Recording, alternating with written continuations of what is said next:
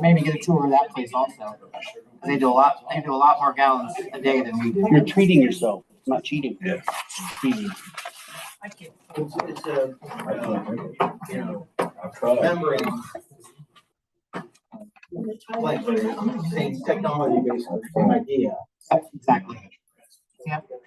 What makes us we're the only one in the United States that actually has a paper mill or whatever for our wastewater. I got lucky. Finally got back to about seal free. They're not going to fix that for you.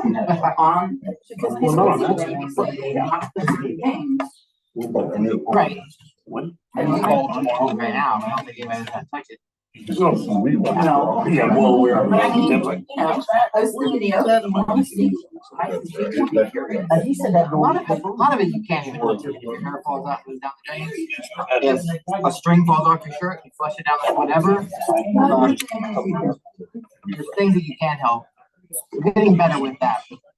Really? You feel like there are Fewer bigger objects, but we're still having those fine hair problems. It's gonna be because we Unbelievable. cotton, just stuff like that. Just products. I do have a thing on my shirt. I take my hair out. My wife and her 3 sisters, her mom and dad told me we're not cleaning up, so they all put it to the back. They finally got your ice machine fixed yet? I throw mine up on. Yeah. You know Christy out there? Christy, the manager out there? Okay. Yeah. And my drain. Pop wouldn't work. I took a month. Growing up with 4 girls, So she gets so. I stopped cleaning up the drain. And she gets one of those. I said, we'll call it. She says, the number on the front of the building, our store number. Okay. Yeah. It's a lot better than every kid. Thursday? Right. He hits his thing. So I said, no, I said, they tell us what the building did. He said, fine, they're fine.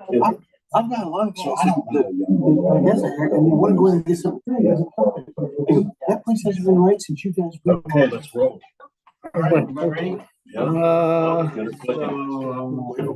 Service committee.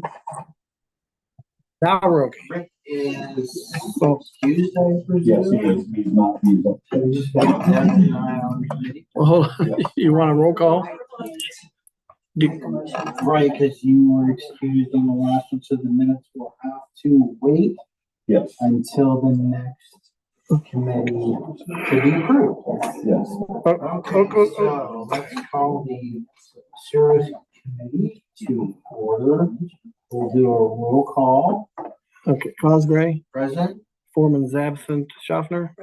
All right. We also have the mayor, Rick Ellis, who's the fiscal officer, Brian Miller, Matt Nyheiser is the village administrator, and Brett Wright is the chief of police. We got Darla Reedy, councilperson, Garth Phillips. We got Randy McCurry, also present, and a couple of visitors. So we can't approve the minutes of the prior meeting until the next meeting when we have a quorum.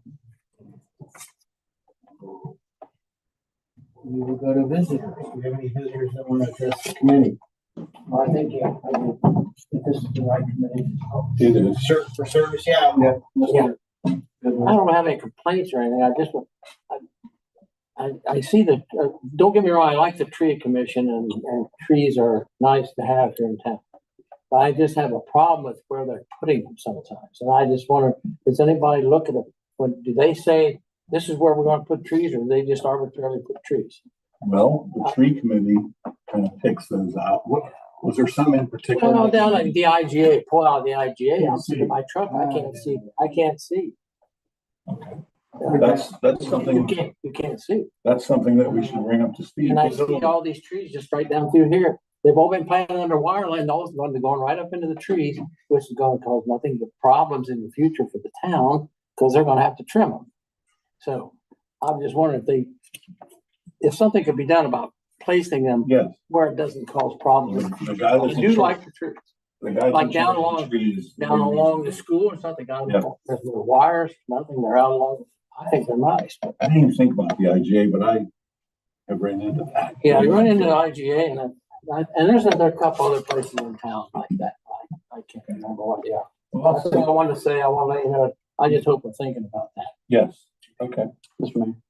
We do have a list of trees, and we're making a list of trees that need to be trimmed back, either over top of sidewalks or down at counter when you look right or left. It's difficult to see because of some pine trees. So we're making a list. So if you have a list of trees that Well, IGA would be. I'd put that on there. Yeah.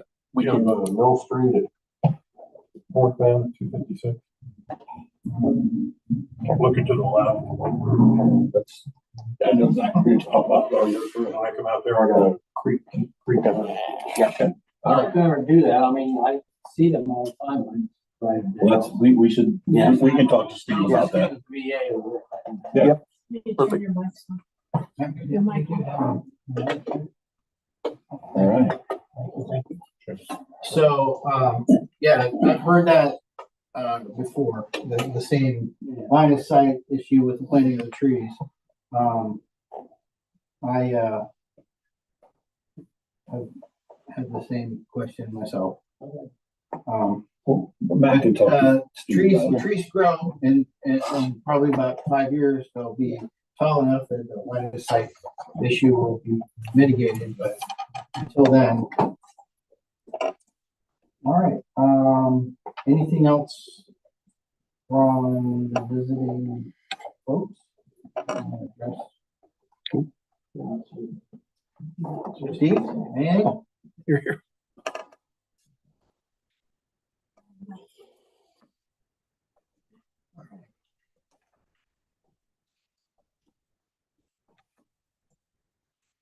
So we'll move on to, we're in the middle of trying to create a new 5-year plan. Yeah. for budget. So the departments are gathering priorities, I assume, and then we're working with our budget for, our fiscal officer, trying to budget. We've had one meeting. We've had one meeting, budget meeting. Right. Yeah, we're gonna spend every penny we can. So so nobody's hair is on fire about this, but eventually we'll get there. We are, and I feel like we did make some headway last week. We're gonna get together again this week. We're gonna be, hopefully a little more, I don't know when you started meeting last year, Brian, about it, but. Well, I know in the past, last year, we never got it. That's why I pushed that at the end of the year to pass a temporary budget. Sure. Because we had a change of administration. But the previous year, we started this process in August. I had a proposed budget by the first meeting in October. I don't think that's going to happen again. This year, as far as starting early enough, I apologize for that. But We can do a continuing resolution kind of thing. And the more I'm looking at the calendar, it could be another temporary budget thing. The first meeting in November is November the 11th, which is Veterans Day. It's a holiday, so I don't know if we're going to have a meeting that night. Have you guys had them on Veterans Day before?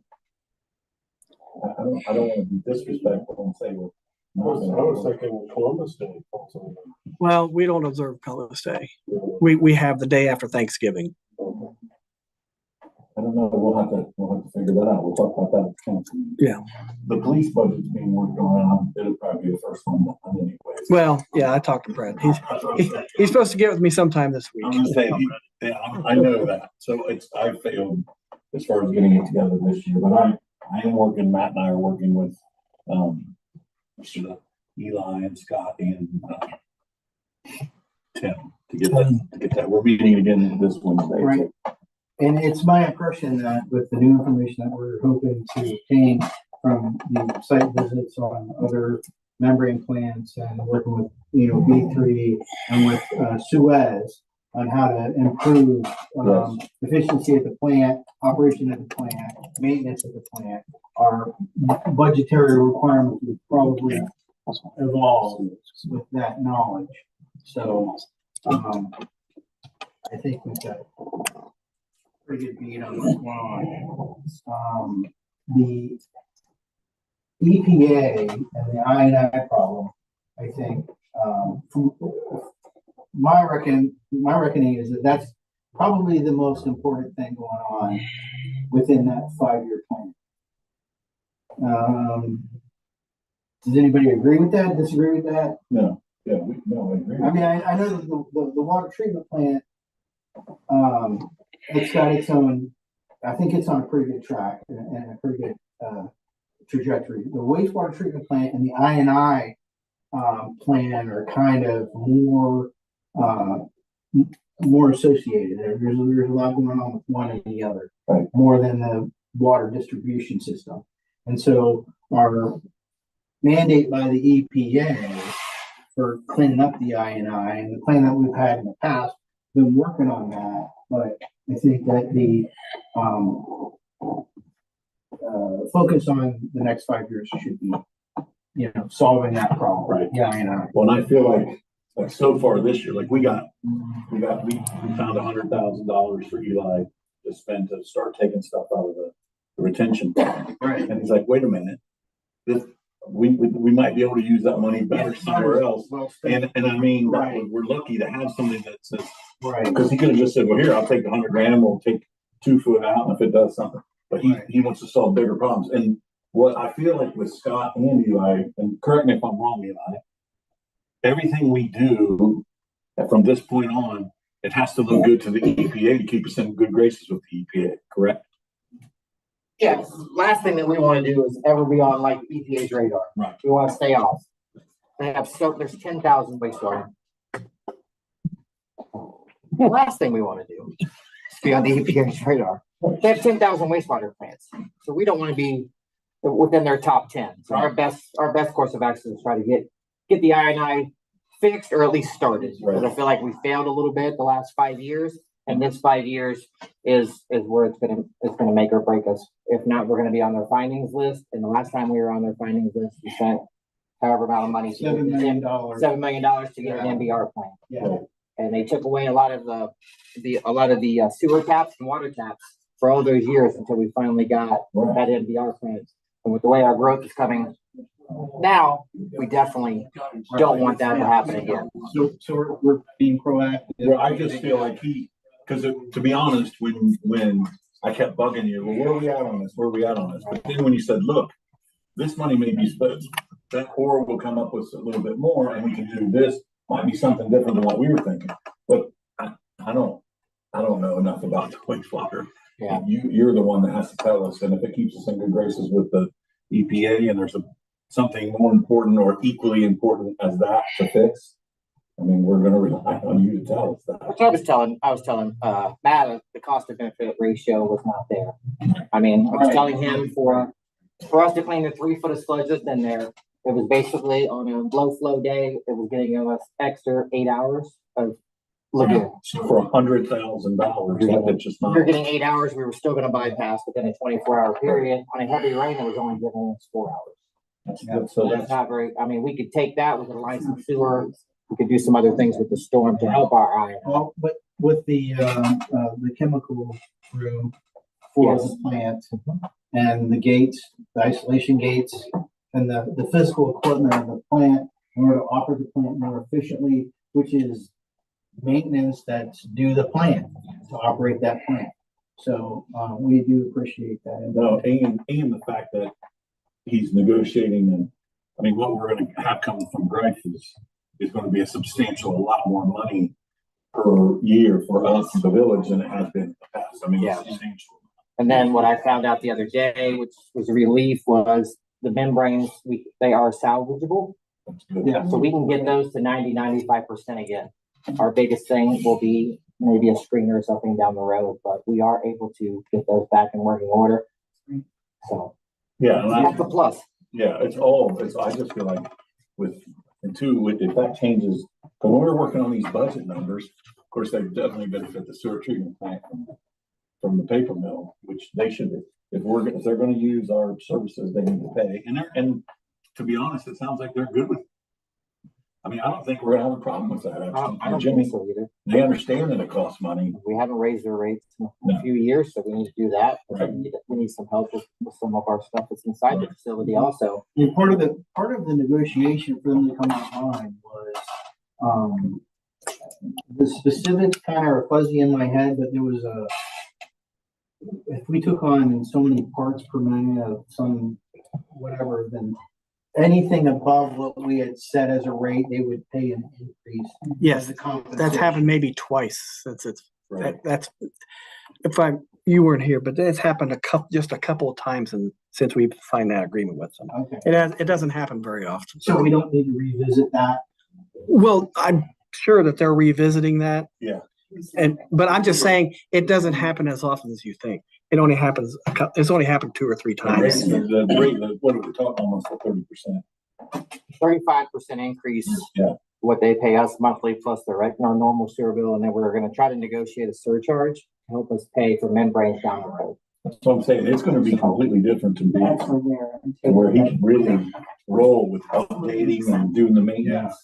And again, the impression I got from, and correct me if I'm wrong, Matt, you were sitting there with me, they're ready to pay more and they want to be good stewards. If they knew they're getting a good deal. They have no other choice. Let's put it that way. Right, they don't have another choice. They don't. Right. Because the reason that, I mean, we took them on, yes, because we needed membranes, but they were also violating. So their their EPA was just, yanked by EPA. it worked, so they had no choice. Right. Unless they want to try over, they can try, but I don't know if it'll work or not. Probably not. I think they want to keep it just the way it is. If they gotta pay more, they'll pay more. All right.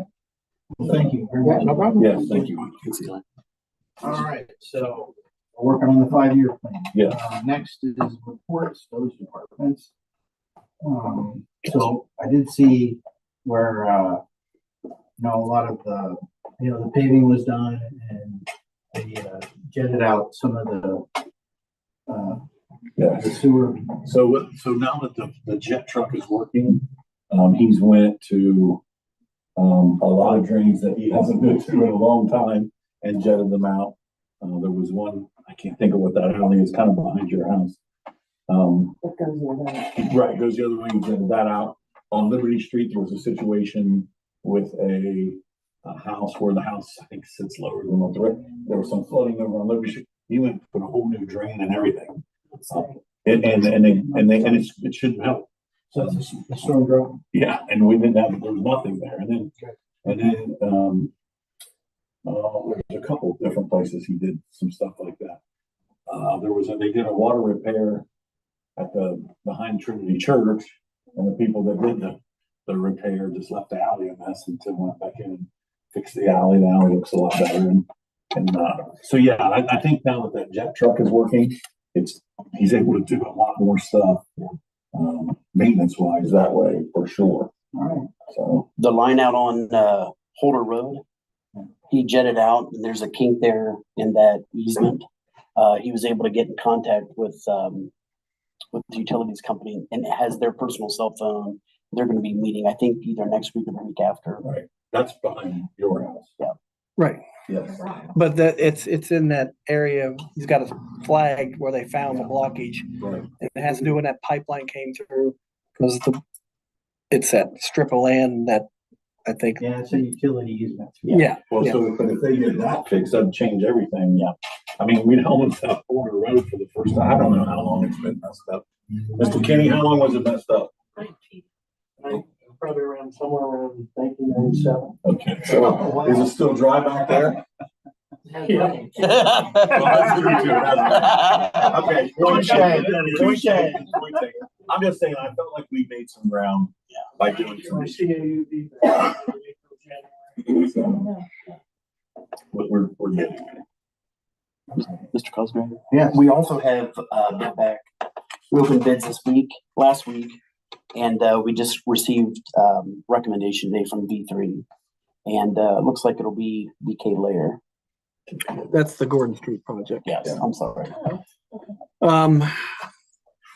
I was sitting on those bids. First one they opened up was $500,000. I was like, ooh. I mean, his engineer's estimate was like 320, I think it was. And the first bid came in at $500,000, but this one was 340, 342. 342. That's everything, sidewalks. Sidewalks, paving, Yeah. water line, Water line. Anger management. anger, yeah. Well, here's what we're gonna do. That's for free. Here's what we're gonna do then. And I told Tim that the other day, before that project starts, all three of those people, the water line people, the sidewalk people, and the paving, we're all gonna sit down and we're gonna have a plan. And we're going to say, look, from start to finish, there can't be, because that is gonna be like walking on eggshells for that, unfortunately. And we just need to get in there, get it done, and get out. I think that way. But you know, I haven't heard anything else about that. I know we did the right thing here. Yeah. So, It's my opinion that, you know, it's a fact that growth is coming to the village. yes. And, I looked at the minutes of the, zoning board of appeals. And one of the citizens that addressed the committee had, mentioned in that there were no sidewalks in the village as part of their objection to living in the village. So I honestly think that putting sidewalks in, and eventually, in my imagination, I see that that's no longer going to be a dead end street in the future. So Not only that, if there's gonna be more activity out there with the girls softball than we've ever seen before as well. So that is for sure. and so I really, I believe they need to take the sign down. Yeah, Because that is. yeah. we're gonna do that during construction. Okay, well, yeah, so So I thought about that, but I didn't want to. Poke the bear? Yes. They put up a dead end street. Well, it's always been, it's always been there. yeah. I just remember going through the change of they wanted The emergency equipment to be able to Yeah, get. yeah, yeah. Okay, that's how it was. Yeah, Eventually that'll be a moot point. It's, Debbie put it the best.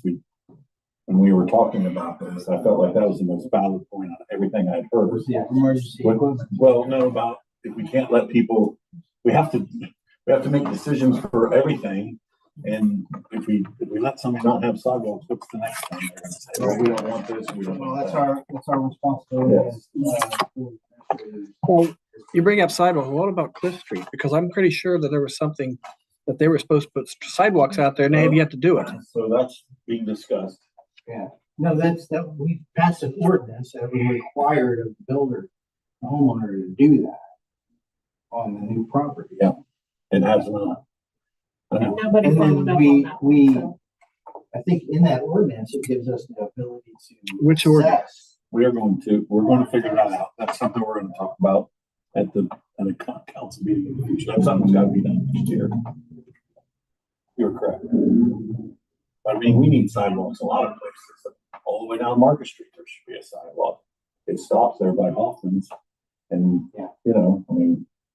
No, that goes out to Holder Road now. That goes clear out to Holder Road. On the other side. On the other side, I don't know about the other side. Yeah, no, that stops. Yeah. Yeah. About that way. Yeah. All right, so we can move to the Parks and Recs Board. The only thing that I would have for the Parks and Rec board would be that, we're going to have to, we were the grant of the extra part, we're gonna have to. I told Tim, we need to look at some, I know the plan was to spend this much money. I think we've got prices from some people and I think we can get some maybe, the only thing in that plan that I didn't see that we needed, I think an open shelter house and more parking over there would be great for the park. However, bathrooms open 24 hours a day over there. The expense of that, I don't know if we have to do it, we have to do it, but I just don't think that makes, I don't think it makes any sense. It's just more stuff for people to tear up. There's bathrooms over there. But a shelter house that's something we'll talk about in council too. I don't know what we have to do or what we can't do, but a parking lot would obviously be nice. Having more parking over at the park for several reasons, the softball fields, the swimming pool, everything it would be. So if we had a shelter house over there that had an open Air. like a bathroom, Right. So, That's one of the things that has to be put in out there. Has to be put in out right, there. so, well, chief, how hard would that be for a routine patrol to go block that up? Is that something that's in your? It can be done, but depending on nights when someone's here, if someone's not here, will it get locked? Those type of things like Sunday night, for instance, we're here, so it wouldn't, if it was unlocked Sunday morning, it wouldn't get locked on Sunday. We'll have to figure that out. What, has anybody thought about the senior citizen? It can't be put there. I talked to them. That land has to be open for everybody. It couldn't be just for senior citizens, yes. Right. Alright. Thought that'd be a good place. I thought it'd be a great Citizen, you wanna put up a building? Well, we received the notice of award for that grant. It's a 50-50 grant. So you have to use it. It's a $400,000 grant. We had to come up with $200,000. The feds kick in $200,000, and it's specific as to what we can do, what we can use that money for. And you can't deviate from it because this is coming directly from the feds. And this is something that a grant that Brian Holbrook got it, which is a good grant. Yes. This is one where we were unofficially awarded. It wouldn't be known till later this year. Well, in September, we got the notice of award, so the official. But when you say we had to put in 200 and they had to put in 200, we already put in 120. Yes. Yes. So we'll get that money back. We'll get half that back. Or half of it back, yes. It's a 50-50 grant. We bought the property. Once it's formal, we'll submit a reimbursement request for the land that we purchased over there. That's 60 grand right there. So we've already spent 60 of the 200 right now. Right. And then we got the house tore down on another grant. No, yeah. So does that mean that we need to spend another 40 grand to match the other 100 grand? No. I'm not following something. It's a 50-50 grant. So let's say if the shelter house is 200,000, we pay the 200,000. We'll get reimbursed 100,000 of it. It's 50-50. We paid 120 for the land. 50-50. We only get half of that money back. We get 60 grand back. Now the rest of it is to be used for other projects, and it's on my desk back there. The award. Let me go get that. If I may ask, Mayor, so So theoretically, we spent 60. So we have 140 that we have to put in. And then the state will come with. So, is there a deadline for that? It doesn't have to be spent all the way. We have the money. It's a grant that starts, it started and it ends September 30th, 2027.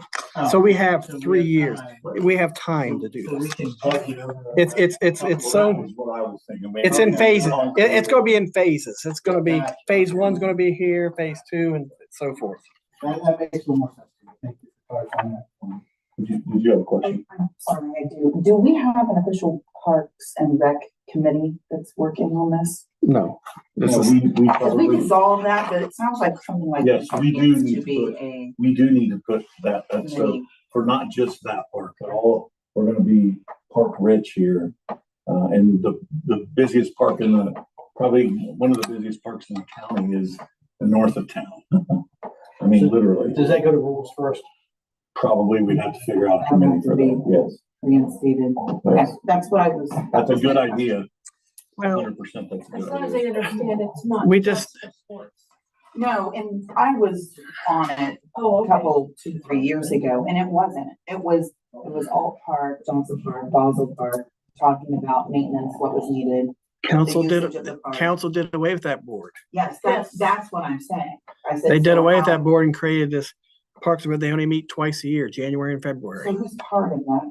It's usually the. It's the sports people, involved the in that. VA and the mayor, I believe. Yeah. Yeah, and it needs to be, we need to figure out another way to do that. Because there's a lot more to it than just sports. Correct. I mean, especially with So some of the we already changes. we have in a the body, usage of parks. a governing body already created. Right. To expand its purview. That would go through rules. Yes. Okay. Does that make you happy, Brian? Like, that was. No, I was just saying- Changed, what, 2 years ago? That was just changed a couple of years ago. Yeah, I was- I do remember. I mean, And that's when And I actually resigned. Chuck was here too. yeah, Chuck was a council member on the board, and there was 2 or 3 other people. They met once a month, but they done away because no one came to the meeting, so they done away with it and created this other, I can't remember what it's called now. And they only have required to meet twice a year, January and February, And rules can revamp that. which you're in charge of that. right? Yep, I wrote her down. All right, BDRC, ready, anything from BDRC? We had our board meeting last Thursday. I'm trying to think if there was, tomorrow night, if the weather cooperates, will be our final market, regular farmers market of the season. The holiday market is scheduled to be held December 7th, noon to 3 at Johnson. And I will need to check. We've worked with the police before to block off that street and requesting that, and the request has been granted the past 2 years. It goes through him, I think, first. I think there's a. Well, we'll have to probably develop I think there legislation. was something we had to have been through, Jeff. and- Yeah, we have to do a resolution. Correct. It isn't the parade that they. Need legislation. Now, they're doing it on the 1st. Oh, So we don't really have communication, but we wouldn't have wanted to do it On the on, side, no one- because it's a high state game, and sorry, but it's We want people to come. be nil, and yeah. You're 100% right about that. All right, well, thank you very much. So we'll move on to like old business, the east side drainage. There was like, what, phase 2? That's what we were talking about earlier. We're still on phase 1. We're still on phase 1. Well, phase one. Yeah, there you go. You call it part B of phase 1. Because, yeah, Phase 2 and 3, do we really need to get into it if phase 1 works? So if phase 1 works, we will not. So I guess this is still pending and finish part B of phase 1. it's pending until the farmer digs up the crop. That's exactly. Eli, thank you. And water meters, I saw in the report, they're getting ready to purchase more water meters. Yes. And one of the things I noticed about the water, loss was last report, 21%, now 31%. So, and 16% is considered kind of normal. And, how can we get back down to like 20%? And I know a lot of that is estimation. The one thing that did catch my attention was the pool was a 250,000 gallons a month. And we did do some work on the pool a couple of years ago. There's still a leak. There's a leak. Yeah, there's a leak in the pool. And I know, I know one thing Scott's planning on doing is getting a meter, get that metered out there. Yeah. To try to figure out what's being lost. And Also a shower head that ran 24 hours a day. Yeah. well, This year? Oh, I was out there a couple weeks ago. What was This year it rained? Oh, well, put that down on your list, man. There's a I? shower. Yeah, the lady shower was constantly running. that'll, Why do we have the water on now? It's not on now. Oh, I was out there. I can't remember. I went out there for something, to meet someone out there. I can't remember what it was about. And it was the insurance guy. Yeah. It was still pool season. The insurance guy was doing his thing. And when we walked in, I could hear water running. I'm like, that's coming from the shower. So Yeah. they ran all summer. Well, Scott, if we put a meter on it, there'll be a little bit. So my question is, the manager of the pool, like, they don't do a. No, you can't turn, it's just, yeah, it's physically broke. No, nobody like said, hey, Tim, let's get the shower head. Or he would have, certainly he didn't have his ride 24 hours a day. All right, so, That's a question that we need to ask. residential building department, I know Okay. that we're trying to hire somebody to be an inspector. Yeah, so I was able to contact a company called Safe Built.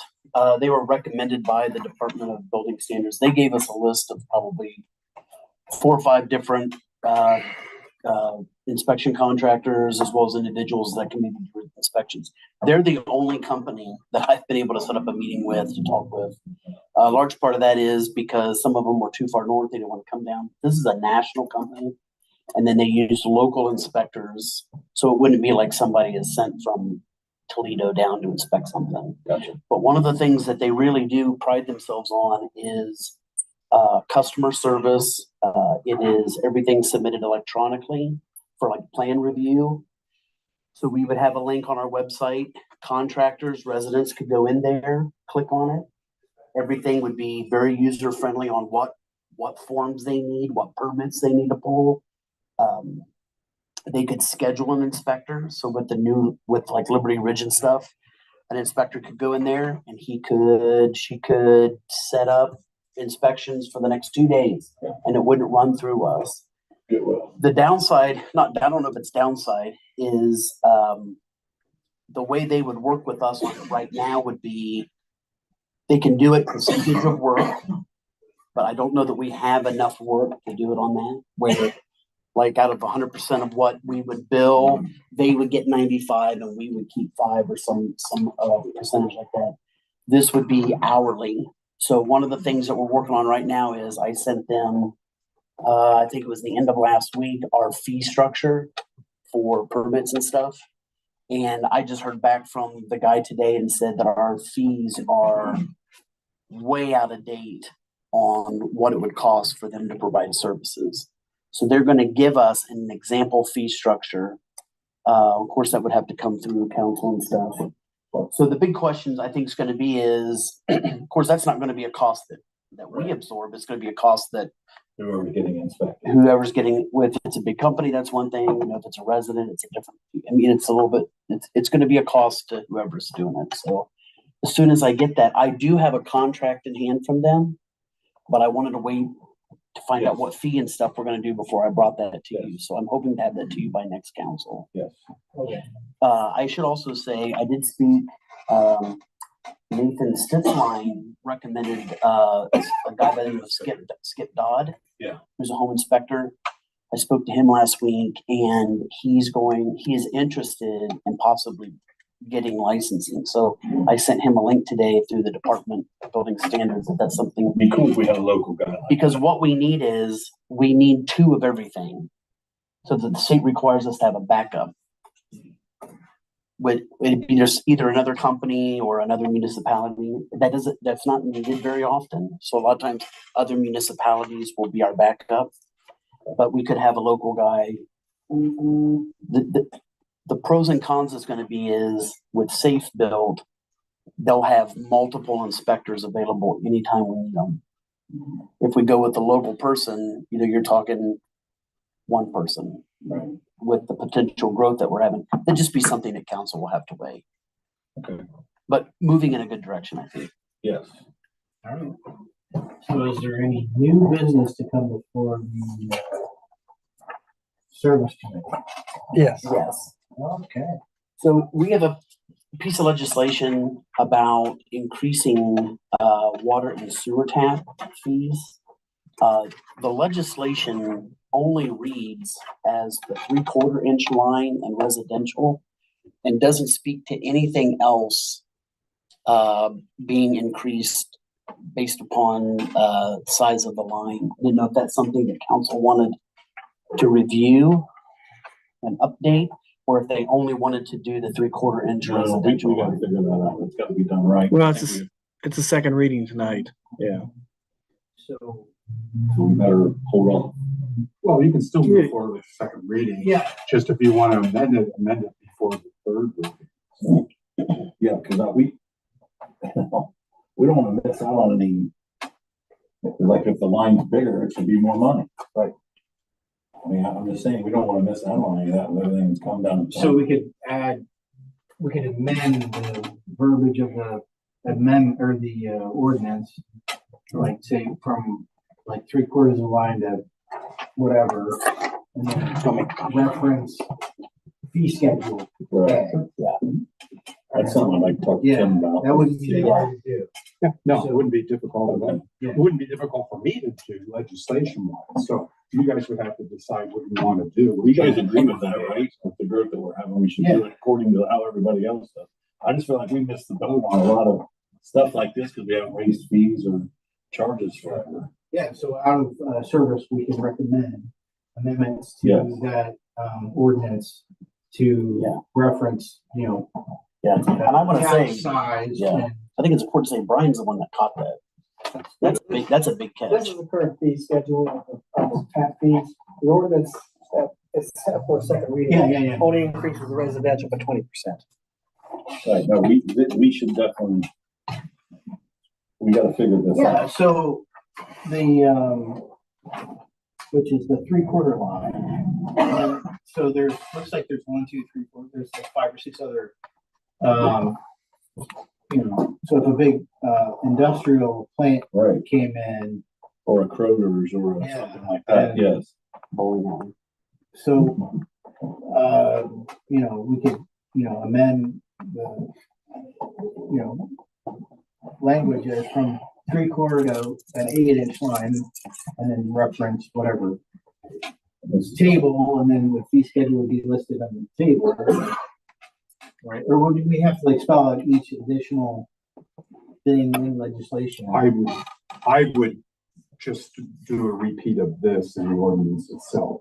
Show the current fees and show the proposed. Okay, new and then, fees. okay, all right. Is what And I- it would be 20%, like with the residential on each one of these. Right, 20% more. Yeah, exactly. Should we increase the residential by 20%? Okay. And each one of these lines, Should be diameter should also be increased by 20%. Yes. Got it. that's exactly how we should do it. Yeah. Well, you'll have to modify that at tonight at council then. Yeah, so can do from a mod- service, yeah. we'll bring that up Yeah. to modify that. So you want to, the thinking is to increase all of those fees across the board by 20%. Right, and, we'll leave that to your professional discretion as to how you need to like describe that in. Well, that'll be easy to do, but, would it be just the water and sewer capacity fees? It wouldn't, because I think I asked this question previously, whether we were making, the village wanted to make any changes to the grinder pump fees, fire tap fees. My recollection is the answer was no. Because we're, I think, Well, the grinder pump, that flat 15,000 for a grinder pump at a residential, that includes the water and sewer taps, so. yeah, that shouldn't be. I've gotta look into it more and see what everybody else is charging. well, I did see, well, and back to that point, I think, the same, there were two pieces of legislation. One was for the water tap fee, the other one was for the service tax, right? Correct. Yeah, yeah, So, and the water rate increase. right. We have so 3 pieces, two- yeah. And I think I remember seeing in the service that legislation, there was a increase in the grinder pump cost. It was like 17,000 versus 15,000. So each of these items, the grinder pumps and the sewer capacity fee, along with the water capacity fee, need to be addressed. I almost feel like we gotta see what everybody else is charging. No, I mean, I feel like we're, it was a 20% increase that we agreed on right, for the initial. I for think, the residential, For residential. residential. All the other ones are commercial. Right. So, I mean, if you want to amend that, sure, you can. Council can do whatever they want to as far as the fees go, but my recollection was the initial discussion was just for the residential. Yeah. Water and sewer capacity. Right. Yeah. so why wouldn't we increase commensurate with, Yeah, why wouldn't we do We should. the? yeah, like the entire fee structure. 100% increased by should. 20%. And we're still probably cheaper than the. That's what I'm saying, yeah. Is everybody in agreement on that? All the way down, is that? what we're Yeah, saying? yeah, all the way down. Every one of these, Water and every sewer? water and sewer, so if we're increasing the residential fees by 20%, why wouldn't we Yeah. increase commercial fees? Because I'm sure that it's, we're still cheaper. Yes. Same. Right. Well, But you're leaving out the low pressure grinder pump and the fire tap, right? the fire tap. See, I just don't know what other places charge. I don't feel comfortable saying. I mean, what if we're the cheapest, then yeah, but if we're the most expensive, we don't want people not coming here because I just don't wanna do a blind increase and without finding out. So do we need to table that legislation? So we It's can. not, it's only up for a second reading. Okay. We don't need to table. We can So Matt, read this is it. what I want to find out what everybody else is charging in the county. Okay. From everything from the commercial water capacity fee to the fire taps to see what other villages are charging. I mean, so if you have a 2-inch line and you have a low pressure grinder pump that when in 2020 cost $45,000, what's it cost? 2023? Right. It's gotta be more money. Yeah, exactly. So if we're gonna charge you $45,000 from, 4 or 5 years ago. I bet it's 55 now. I mean, Exactly, that's what I'm trying to that's say. why we gotta find out what everyone else is charging. That's All what right. we need to do. All right. Question? Can I ask a question? Of course, yeah. Years ago, whoever was administrator, Jerry, was a guy I went to Lexington. No, that was Brown, Scott Brown. Yeah. We were in a big thing with the county health department. When they proposed doing something, when Baltimore proposed doing something, the grinders went in and they said, when prices changed, they said 10,000, but they were gonna put 2 people, 2 houses in each grinder. So if they do that, does that mean each person will pay $17,000 or 17,000 for a grinder pump? Well, that's a good question, but I think we got. I just wanted to bring it up because that's what they did, and they were gonna do 2 to 1, 2 houses in one. Well, I think the question was also the electricity to run it, who's paying that? One more is what Baltimore is gonna pay it? if I remember, Okay, or I don't know, then I forget a lot of stuff. The electricity, and then once it was put in, Baltimore took responsibility. That's true. I don't know about paying, we don't pay the electricity, but yes, we charge them for the grinder pump. It costs, in that 15,000, it includes the taps. So the taps go into the respective funds, and whatever's left reimburses the sewer fund for the grinder pump that we purchase. We put that on our insurance. Also, we have a list of all the grinder pumps that we own, or that we have purchased. That's with the insurance company. We update that annually. That's true. We if something goes, we fix it because we have the warranties for it and all that stuff. But electricity they pay for. I thought they were gonna do that. who of the 2 people, though? Put 2 people on one. I haven't run into that since I've been I here. know, but I That's a don't- good question. That's a good question. We just need to figure out whether. I do know with talking about having a regional grinder pump out off of 256, Oh, yeah. they're talking about putting language in putting language in to cover if down the road someone else ties into this and there's an offset cost. We just need to do a little bit more research on this, that's all. But we can still move forward. We'll just do the reading tonight. We'll suggest the amendment to the legislation tonight. Yeah. And And get some prices. Yeah. And then for the third reading, we'll amend it. Right, all right. Anything else for new business? All right, so. Entertain a motion to adjourn. All in favor, say aye. Aye. Adjourn. Safety committee call to order.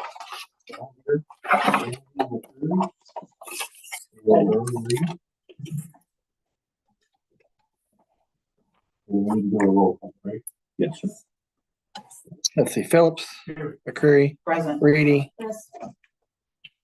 Can I get a approval for the minutes of August 26th, 2024? Yes, I read the minutes. I move to approve the minutes. That's a good. Everybody's here except for, Need a roll call on that.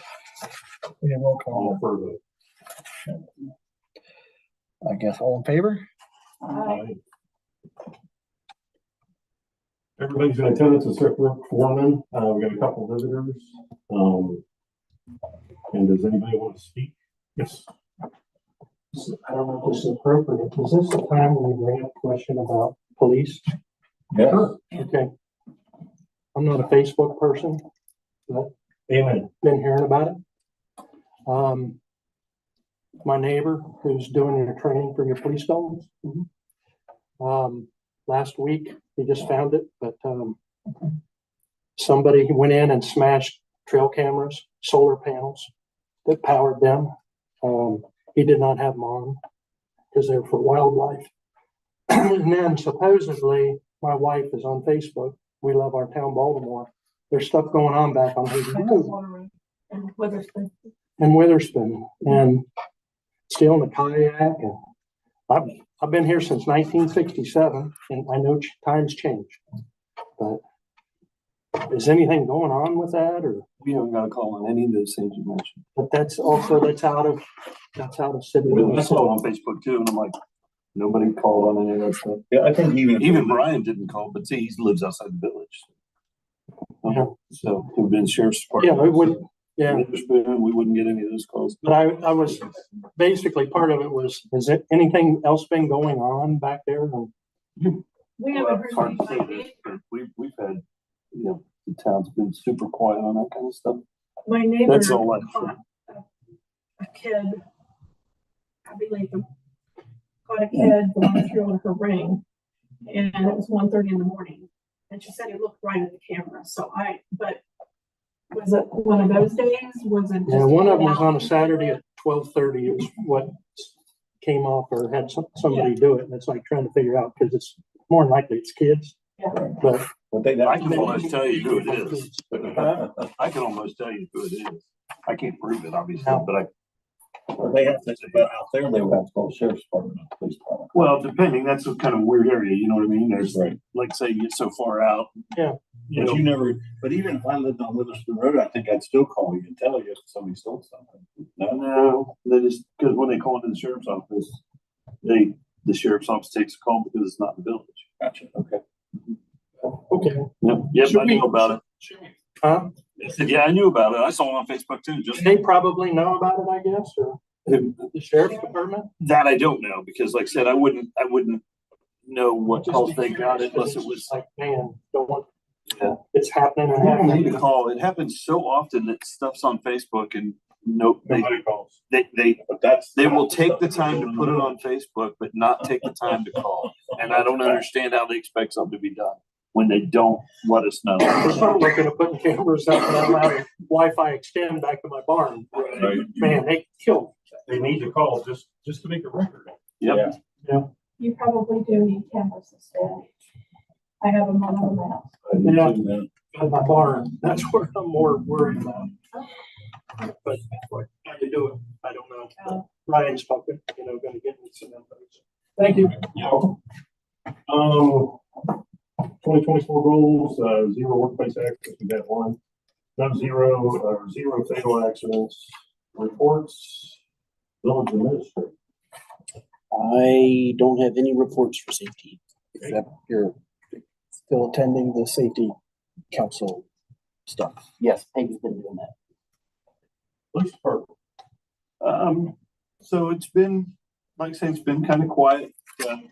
We did have 2 more drug arrests last week.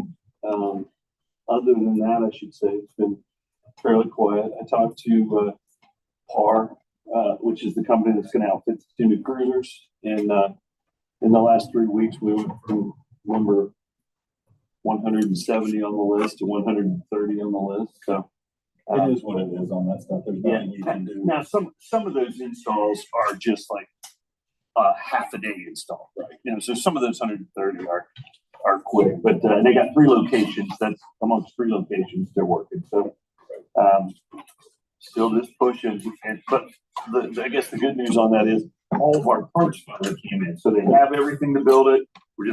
And that was the big one up on a lot of those builds was the stuff. That's why the little thing got away. So that's going along fine. Let's say our Kenny Jennings rules are running good. And, So we want the dog to be in the school. well, the one is in school now, yeah, and the other one's still training and since the training is at no cost to us, it's kind of hit and miss. They fill in instead of like all week long. So I would expect that to be another month or so for that one. But other than that, yeah, that's I'll be anxious to the know vape and marijuana dog because our other dogs, you're not allowed to do marijuana anymore for dogs that do traffic and stuff like that. Other than that, it's all good. Old business, we tabled the parking on North Street. We're having a second reading, I think, tonight on changing mills on it, Mulberry. Other than that, any new business? I think I have a question about old business. So on 256, as we're heading east, there at Holder Road, I like the new reflectors that were put up. Was there anything that was supposed to be put on that point on, I don't know Tammy's last name? Oh, for the yellow house? Yes, for the house on the corner, because is that where she specifically requested something? No, I think it was kind of anything is the way I took it. Okay. But, I think the initial thing was like guardrails and stuff, which are not the village's. no. Right. I didn't know, I like the reflectors. We spent the money. I thought there was something that she had requested. For Brian, her husband, I did speak to him about a week ago, and he's like, well, you guys should put some timbers, or we can't. Or guardrail, and then he goes, I don't want guardrails that'll make my yard look bad. I don't know. The reflectors were about as good as we could get. The car in the house. Yes. That's what I wanted to ask about, but my recollection was they specifically mentioned that part, so. Well, I mean, I just don't know. Well, I think her thing originally was like guardrails and then said something about arrows. You know what I mean? Yeah, And so, I was thinking arrows on that. If they want them in their yard, maybe I need to follow up with them and say, do you want something specific in your, we'll buy. She mentioned the bar coming up into there. Right. At the very least, maybe just follow up, seeing what we did has worked. Her brother made it sound, or her husband made it sound like they appreciated those, and he didn't elaborate from that. But yeah. I was just curious, so that was it. But we're gonna have Rex there regardless. no matter what you put there. Yeah, all of those accidents that have happened there would have happened with the delineators. Those are the low yellow things. Those absences would have happened anyway. Like I said, the one was a medical issue, and they wouldn't have stopped. Right. Can I ask that you mentioned there was an injury? Was it a recent injury? It was In May, in May when the police when our cruiser got totaled. Yeah, that was it. Yep. Any other business? Next meeting is fourth Monday in October, the 28th, 6:30, following the service meeting. Motion to adjourn. I make a motion to adjourn. I second it. Okay.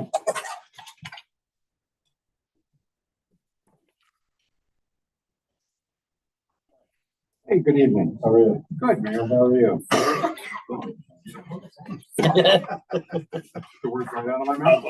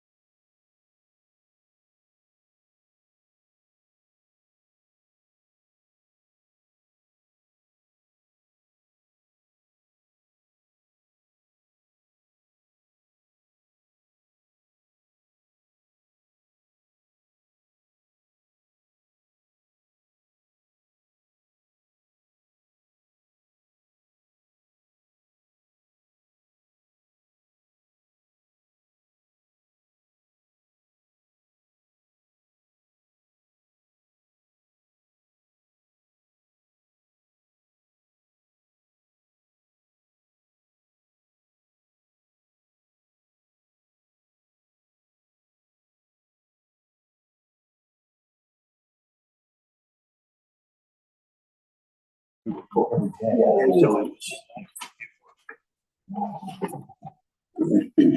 Father, who art in heaven, hallowed be thy name. Thy kingdom come, thy will be done, on earth as it is in heaven. Give us this day our daily bread, and forgive us our trespasses, as we forgive those who trespass against us. And lead us not into temptation, but deliver us from evil. For thine is the kingdom, and power, and glory forever. Amen. The pledge of allegiance to the flag of the United States of America, and to the republic for which it stands, one nation, under God, indivisible, with liberty and justice for all.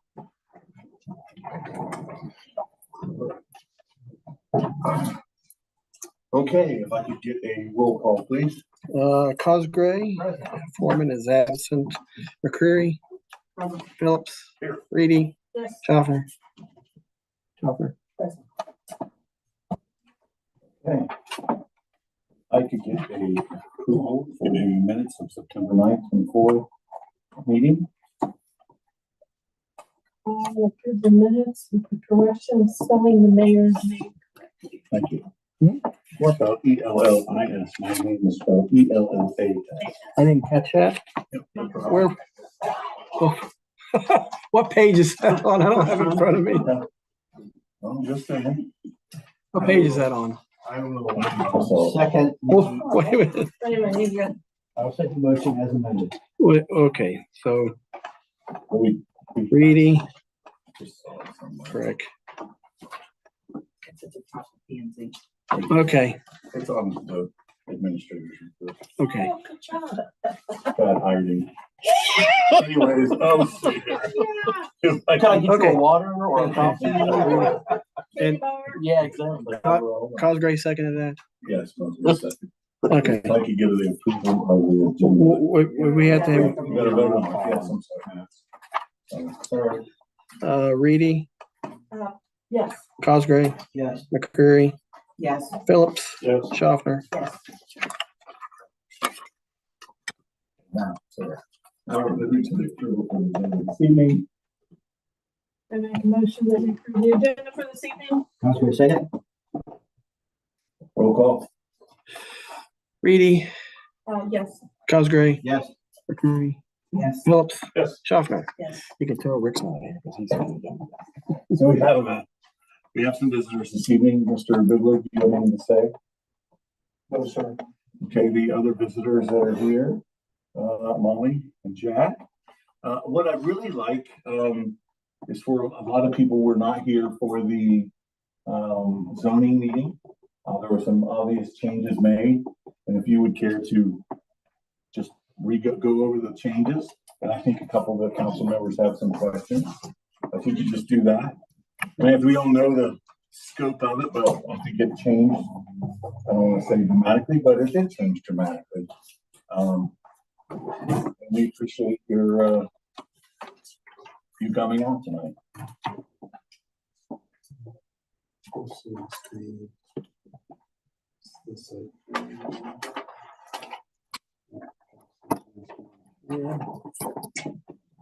So these are the new ones with the correct lot sizes.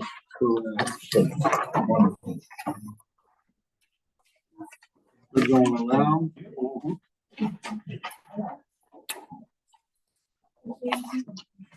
This is the same plan, but it shows it as a phasing plan. Yes. Shows the different, phases.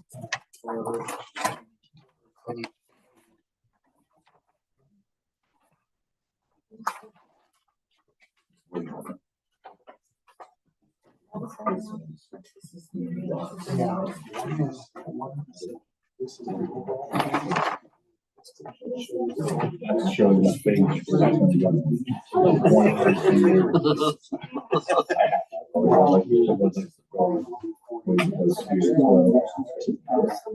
Oh, good, okay, good. That's the phases of like year after year. Oh, You could take one and pass it along as well.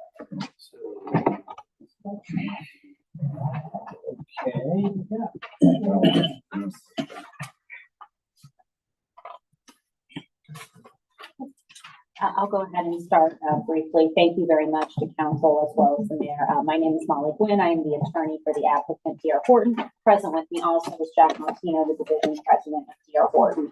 And as the mayor stated, I'm going to go through some of the changes that have occurred with this plan. We filed this zoning application in February of this year. Prior to filing, we had approached the village seeking to aggressively upsize the sewer and water lines to the property and seeking reimbursement for that upsizing through tap fee credits.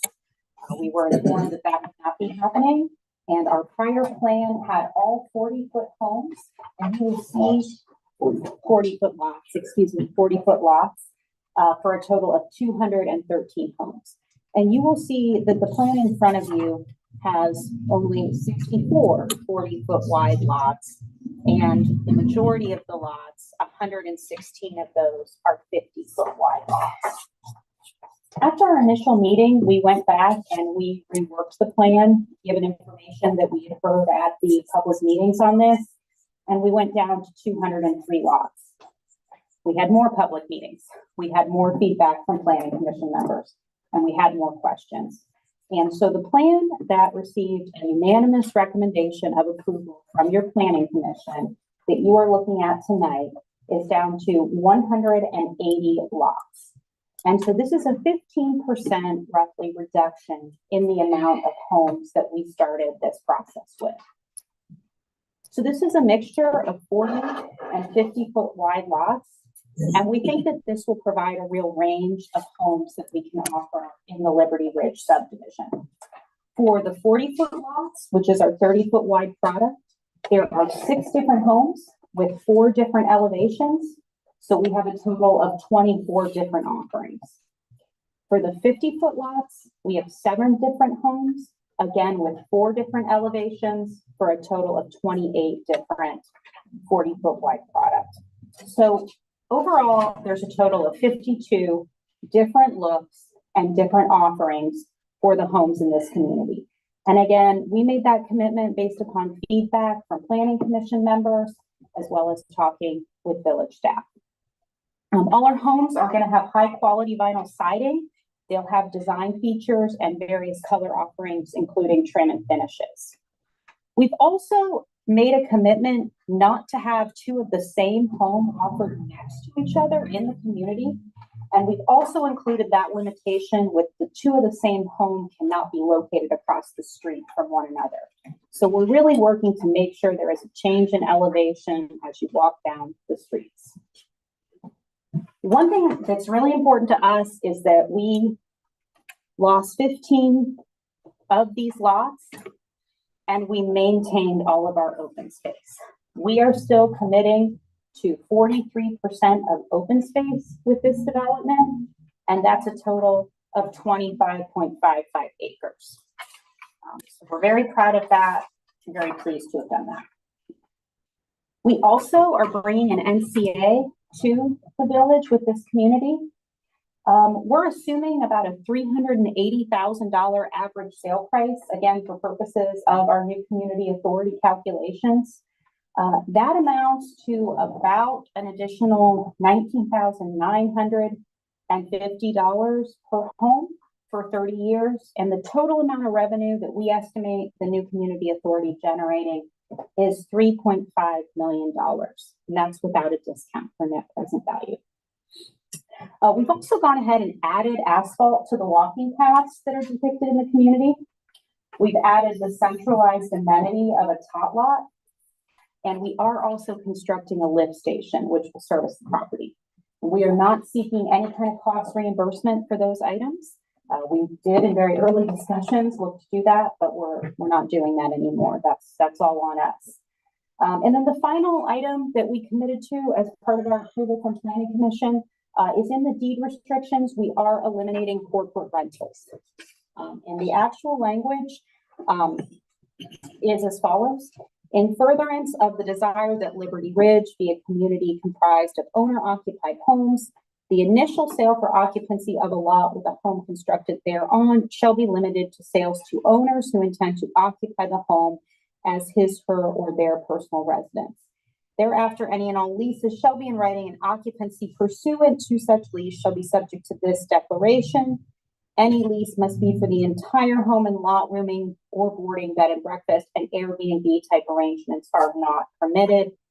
Any owner leasing a lot shall provide the association with complete accurate contact information. So the key thing there is that the initial transfer of the property from us will be for owner occupied housing. And that's in the deed restriction. And we've also included language prohibiting corporate rentals. So, Yes. How enforceable is that? yeah, that's a really good question. You know, this is a deed restriction. It's recorded against the title to the property. The owner who takes it is on notice of it. Technically, the HOA can sue for an injunction. They can say you're in violation of the deed restrictions. You need to move your tenants out of the property. So it is very enforceable, but it's got to be the HOA that brings the action there. I'm gonna apologize in advance because I'm kind of embarrassed that I don't know the answer to this question, but as far as HOA bylaws and such, are those, who writes those? And how does that end up? And the reason, and I'm just to get to my point, as far as rentals is concerned, the reason I think everybody is concerned about rentals is we basically have a 50-50 split already in town of owner occupied versus rentals. So I had looked it up to see whether or not you could put it in the HOA bylaws or CCs that that it is for owner occupied only. Is that something you can do? And then back to my question about how the HOA is developed. So we form the HOA as the developer. We develop the covenants and restrictions. We form the bylaws. The developer is in full control of the HOA, and for our HOAs, it is until you're at 100% total sales and occupancy. And most communities want that because the longer the developer stays in, you have kind of one person that's responsive to all of your complaints. We would then assist the current owners in the community. Turnover of that HOA, they would then be required to meet the requirements of the bylaws, elect a president, a secretary, a treasurer, and then it's sort of, community led.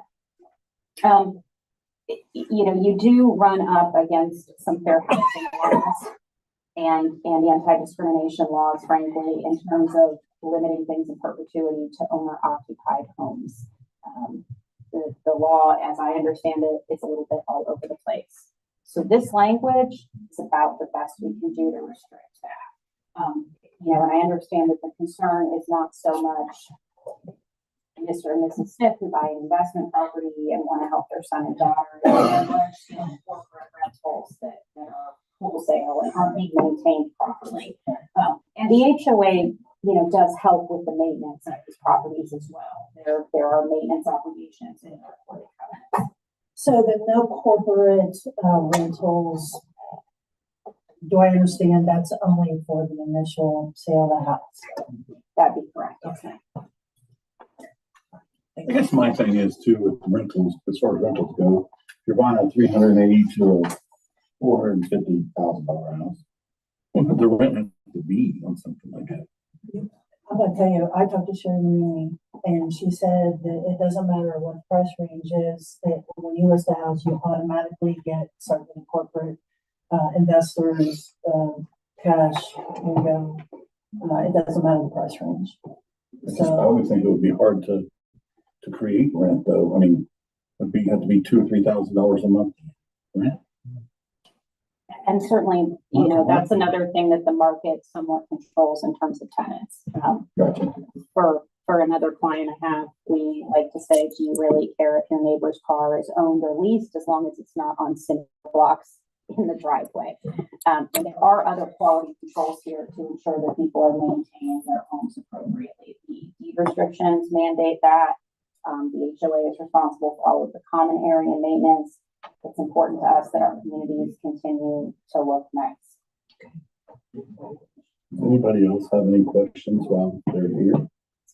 So do all zoning rules apply then as Yes, well? absolutely. This is being zoned to a planned unit district, which is a section in the village code. It's currently zoned R3, so this is actually zoned to require single-family housing presently. You could pull building permits arguably and build, after going through final engineering and final platting and everything else. The parcel actually has platted right away, if you look on the county auditor's office, so it is zoned for residential already, and all of the zoning rules and requirements would apply in a planned unit district. Yes. Anybody else?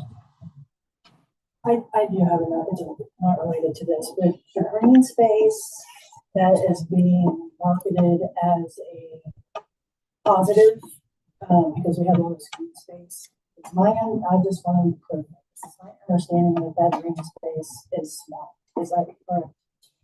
Some of the open space is an area that is floodplain. We have mitigated that area to allow for our walking paths and our connections to make that area usable. So some of it is wet and some of it is not. The open space for the tot lot is obviously not intended to be wet right in here. Where the path will be is, I think that not wet there. I think there's been some, in hearing about the green space, so, it's great because you have all this green space. I think people have made some kind of assumptions that it might end up being a park or something like that. And I guess my point is that probably is not going to happen based on the terrain or. Well, I don't know, so I think that 10 acres on the backside there is the wettest part of that ground. In fact, I went out there on a quad here, kind of funny thing, anyways, about a month or two ago, and rode the whole area. And that area, I don't know that you could ever do anything with it. I mean, they're going to maintain it as far as a mow every month or whatever it is back there. I've been closer to I think once they start moving dirt around, a lot of that will fall into place and it will be just regular grass. My understanding was, eventually maybe wildflowers or something, Yeah. prairie grasses, and they'll do, you mentioned the official name of it, but aesthetically cutting the grass. Yeah, yeah. So it's aesthetically Everyone's pleasing, yeah. and having the unmanicured areas with some type of. I believe it's called picture frame. Yeah, that's what you called it, yes. Thank you. That would be around the perimeter to sort of separate the more natural areas from stuff that's, precisely contained and Real quick question. The houses that got up to this, the top lot, do they have a fence? Is that area fenced? Or are their lawns open to that area? it's not fenced. They're still subject to the property setbacks. The homes are still required to be set back Right. from the front of the house, but there's not a fence. Physical barrier. Okay, that's what I wanted to ask. I just saw in that photo, that's why I wanted to ask. There's not a fence there. And the entry should be have, obviously. Okay. What we have done in the past, though, we do have properties that are adjacent to the open space, we'll place ballards there. Just small ballards that will delineate the property. The physical line. space, which is Physical what I was space, wondering with. yeah. So they know what to mow, and it's not like the kids are back there playing, it's to get off my lawn type thing, so. Yeah, so we would delineate those with ballards. Okay, that helps, thank you. It helps the neighbors too. Yeah, or the residents. Anybody else? Well, I mean, we're gonna have a public meeting. I can't tell you the exact date of that. Can you tell me? It's the 14th, the next meeting, The next- 6:45. Okay. We have two public hearings that night. This one, and then one 10 minutes later on, can't remember what else was that. Zoning appeal? The zoning appeal for over on Monroe Street. Yes. No, No. Oh, it's for, The, I'll think of it. anyways, we will, It's another zoning amendment. it's the non-conforming Use. the non-conforming use. And dollar store? no. The fire destruction. Oh, yeah. Over on Monroe Street, yes. So just a few comments now on the rentals. 98% of all of our buyers will use our mortgage company to secure their original loan. And it is at that time that we'll identify whether that's an investor property or if it's on a, we'll identify immediately. Can I prohibit somebody from trying to commit fraud? No, I can't. But as Molly said, once that's identified, if it's the original owner, then the deed restrictions themselves have enough teeth to go after that, to prohibit that, and to reverse that situation. I know, I don't know if you remember, I talked to you over here at the Opera House, and I still have the card, and I was supposed to email to ask you to. No, you did ask. Yeah, and I never did, and I will tomorrow. No, don't worry. He definitely know that. Can't. You asked me what percentage of our people were rental. Yeah, well, what I was kind of more interested in is, like, let's just say after your last unit is sold, like 5 years after, how many rentals are in the, do you have that kind of information? We do not track that Once you're information. done, then. Yeah, we are done, so.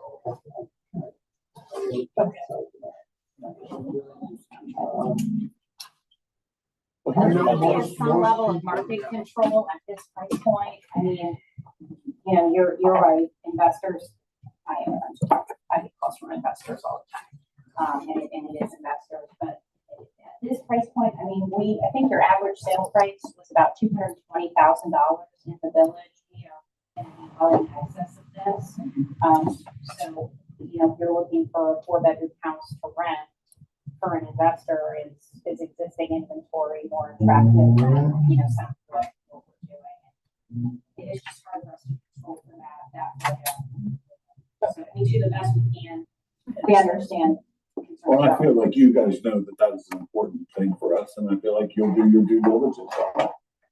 No questions on that initial. No questions. That's what That's your point. There's a lot of institutional money that's looking at central housing. A lot of it. So we recognize that as well. Anybody else? Thank you for coming. Thank you. We appreciate your time. Yeah, we appreciate you. Thank you. Yes. You're welcome.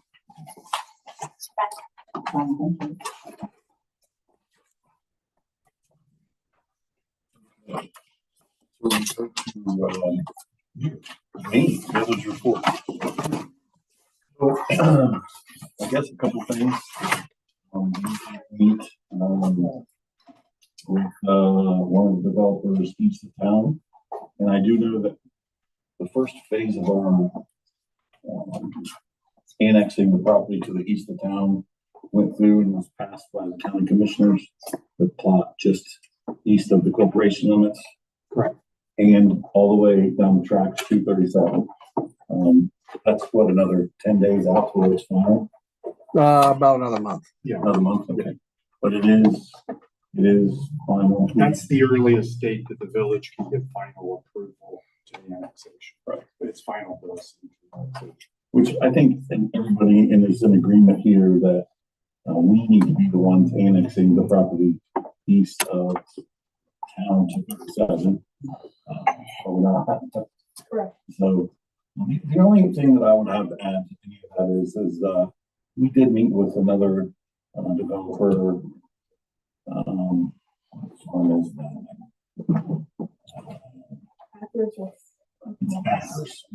Jim Coutinho, the guy.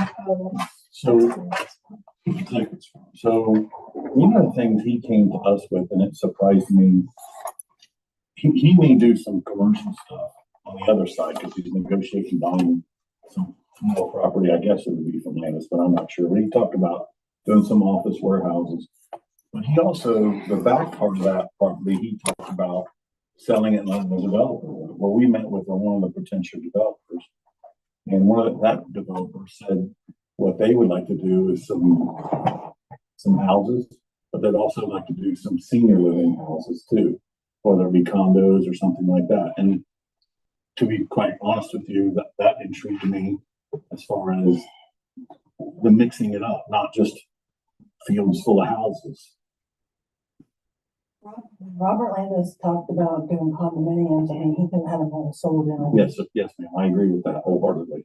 But I think that ground's even gonna be for sale, but I'm saying, I just feel like, and this is all 5 years down the road, 6 years down the road, but it was just that developer, and correct me if I'm wrong, Matt, I mean, didn't you feel like it was a better idea with the use of the property? Because I don't want to drive from Baltimore to Thurston and see freaking fields full of houses. I never want to see that. But the corner out there of 37 and 256, could there be maybe a restaurant or a store or some different things out there? There's going to be, whether we encompass it and annex it or not. Somebody's going to put some stuff out there. It is just the way it is. Can we slow roll it? I feel like by annexing all this property, we're slow rolling it as much best we can. And we need to be the ones that's in control of it. So I feel like we're on the right track there. The only other thing, I guess, I'm trying to think of what else we had.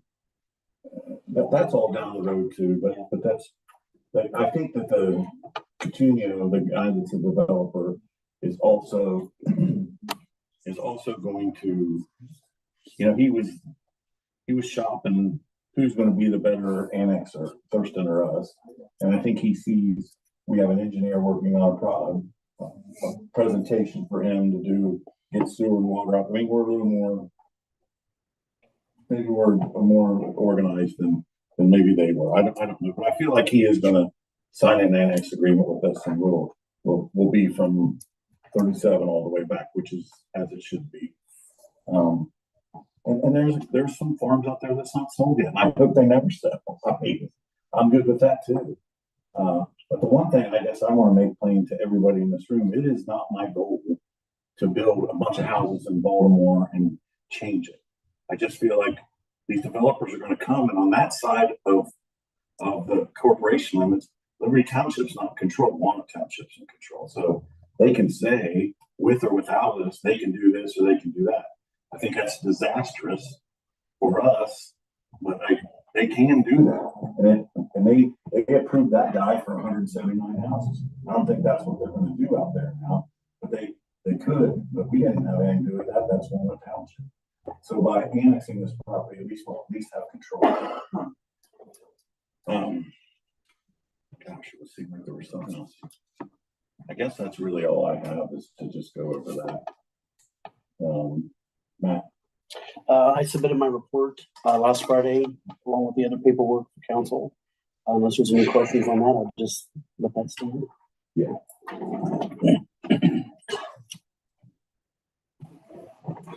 All right, so Mr. Fiscal Officer, do you have anything? Yes. Thank you. Thank you. Thanks, guys. Reminder for those, this is the last week you can take the training, the required training. So if you haven't done so, please do so. At least get it done. You can get me the certificate of completion at a later date, but at least get it done. There's something else. Mr. Solster. Two new pieces of legislation on for a first reading. They do include emergency language, but there's no need for them to be entertained for emergency passage this evening. The first is to amend the planning and zoning code, non-conforming uses, damage and destruction of property. Our current zoning code provides that if property is damaged by fire or other calamity by more than 50%, then the non-conforming use can't continue. And so that is proposed for an amendment to eliminate that percentage language. And again, that can go to several more readings. We have to have a public hearing on it anyway, so it can't be passed yet. Second ordinance, 2024-32, is an ordinance that the visitors were here on this evening, and that is to rezone the Liberty Ridge parcels. There are 3 of them from R3, which is single-family residential, to planned unit development, or PUD. And that's all.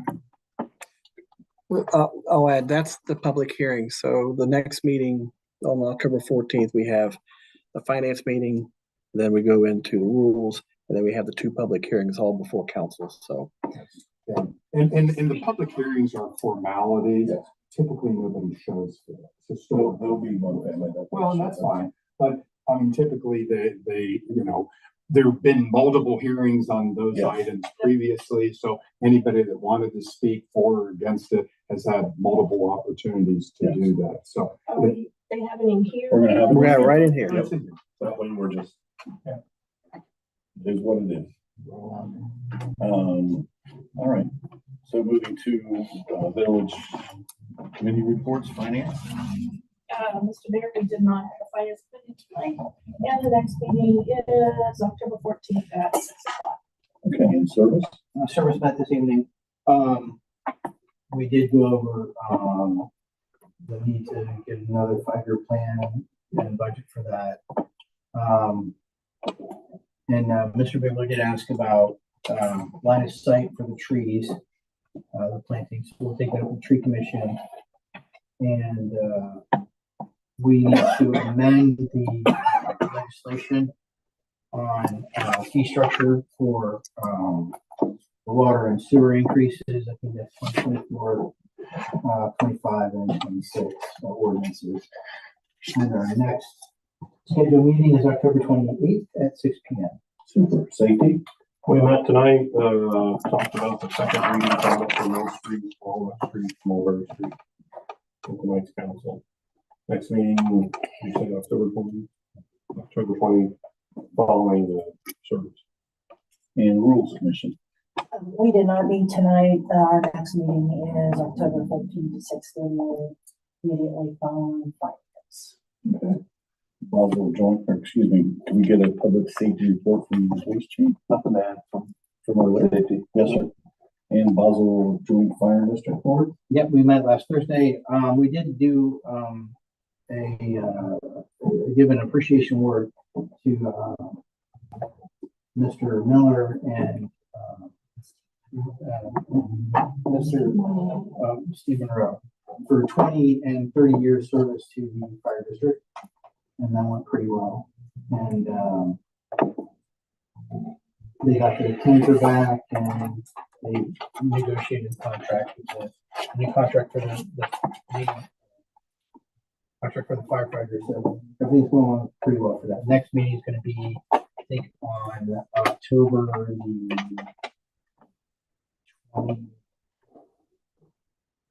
October 17th at 6:10 at 6 p.m. I appreciate you taking the time to go do that too, just so you know, we got to somebody, I feel like we need to do that. I appreciate that. Village committees and commission, planning and zoning commission. The one thing that we did talk about with the last meeting, besides obviously Liberty Ridge, was there is where the dollar store is.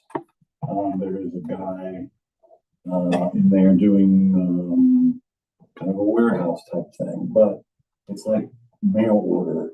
When you say one thing Kenny wanted, which they have done, and was ordered, they're going to put blinds up there. They are not going to be open to the public. What they did agree is if you order something from their site and you're a local resident, you can pick it up there. They do like tennis shoes. They redo Yeti coolers. They have a big warehouse in Canal Winchester. They're going to employ 6 people. I think it was our zoning planning.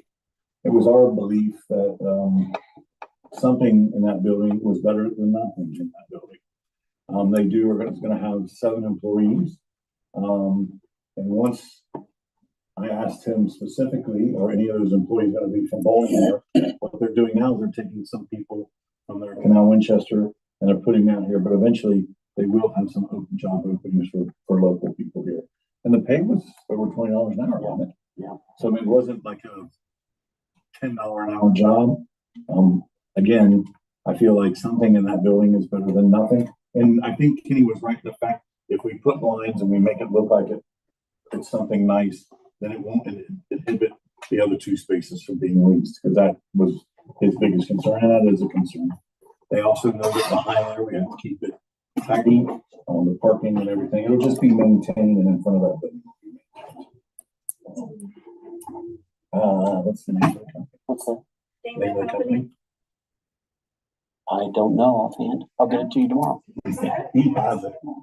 I don't remember. The guy that runs It's the, really no different than having a retail store in there. I mean, No. because you'd have less traffic right. and I don't know. It just would look, it just, I want, it's better than I it's would, full. yeah, that. And jobs, yeah, yes. As far as the tree commission, we know that we need to go back to the tree commission and have some questions. But Steve, I'm sure he'll be fine with whatever we bring him and we'll accommodate however. Records commission? Nothing? Okay. And the bicentennial. Well, I don't think I have really a lot to say. Just to update, we have now, I added the money in, so we now raised almost $11,500, with sponsorships and brick sales. Matt and I have been talking with Hicks. I did not hear back from them today, but we answered the questions that they had about the grant. So hopefully we can get. But we're really, when you say you've raised 11,000, you've done more than that because you've got. We're Yes. really only It's 15. not including Right. any kind of in kind. Right. So we're really about $15,000 away. And I know for a fact we're gonna get a couple more checks, because after we spoke, I know we're gonna get a couple more checks in the next 10 days, which will cut that even further back to needing more time. So I feel like, Debbie, you've done your due diligence and the rest of those people. I think we're gonna get it done and not have to dip into the coffers really deep, but we may need some help for sure. But I think it's all coming together and coming together nicely. And I'm trying to keep her more informed of what's coming in too. Sure. No, it's okay. I mean, you gotta go confusing in the beginning, but now as they come in, Right. I sent her an updated list. Well, the next Boom. two checks will say Bicentennial Park, because the two people I talked to today said they would do that. Mr. Mayor, Yes. one of the things that we talked, Hicks Partners said that they were very positive that we'll get something.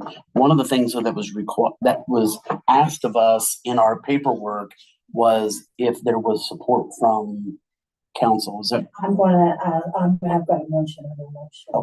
okay? I know exactly where you're going. All right, thank you. So with that, we're gonna go to motions. Do I have any motions? Make a motion? Mhm. Yes, ma'am.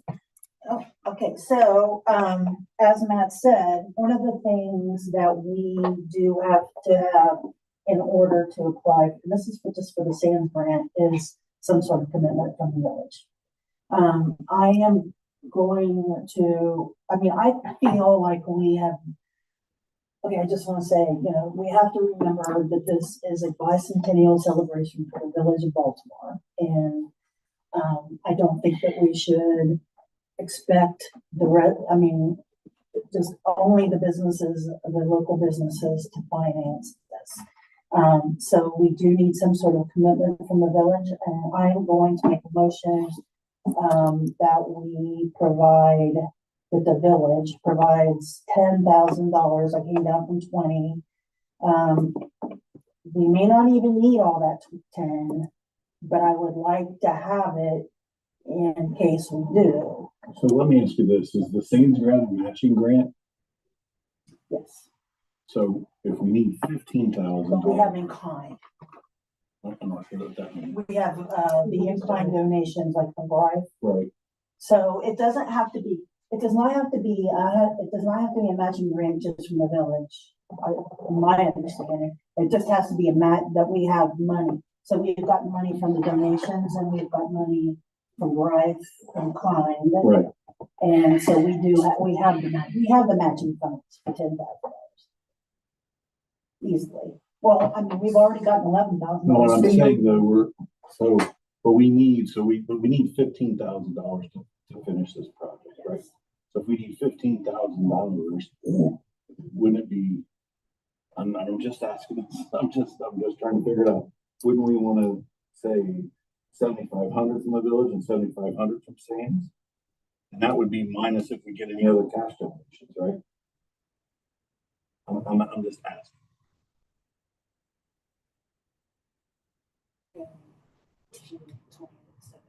Well, no, but I'm doing the math, I'm just doing When I'm the doing math. math, my head gets all jumbled up. That's what. And I'm not trying to cut it or anything else. I'm just saying, I'm trying to think of, We need around 40,000 to do everything. Was it 30? I think it was 30,000 to do everything. So some of that money that we have has to be applied toward other things, not just to the gazebo. And what we're really looking at is the gazebo right